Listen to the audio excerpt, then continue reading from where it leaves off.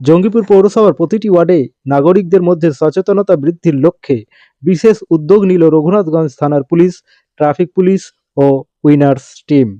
সমাজে ক্রমবর্ধমান সামাজিক ও ডিজিটাল অপরাধ রোধে এই সচেতনতামূলক কর্মসূচি গুরুত্বপূর্ণ ভূমিকা নিচ্ছে বলে মত সংশ্লিষ্ট মহলের।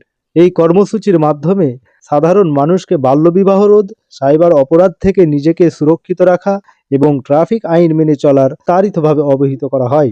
পুলিশ আধিকারিকরা স্পষ্ট জানান, 18 বছরের আগে কোনোভাবেই কন্যা সন্তানের বিবাহ দেওয়া আইনত দণ্ডনীয় অপরাধ। বাল্যবিবাহ শুধু আইন লঙ্ঘনই নয়, এটি একটি সামাজিক ভবিষ্যৎ ও প্রজন্মের জন্য মারাত্মক ক্ষতিকর। সাইবার ক্রাইম প্রসঙ্গে নাগরিকদের সতর্ক করে বলা হয়, মোবাইল ফোনে আসা কোনো অজানা লিঙ্ক, প্রলোভনমূলক বার্তা বা ফোন কলের ফাঁদে যেন কেউ না পড়েন। ব্যক্তিগত তথ্য, ব্যাংক সংক্রান্ত তথ্য বা ওটিপি কারো সঙ্গে শেয়ার না করার পরামর্শ দেওয়া হয়।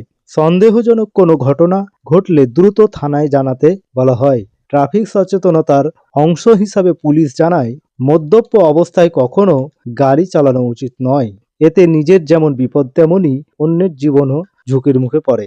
পাশাপাশি হেলমেট ছাড়া 2 চাকার যান চালানো সম্পূর্ণ নিষিদ্ধ বলে জানানো হয়। ট্রাফিক আইন মেনে চললে দুর্ঘটনা অনেকাংশে কমানো সম্ভব হবে বলে মত পুলিশ আধিকারিকদের। নাগরিকরা সাধুবাদ জানান পুলিশের এই উদ্যোগকে এবং ভবিষ্যতে এই ধরনের কর্মসূচি চালু রাখার আবেদন জানান।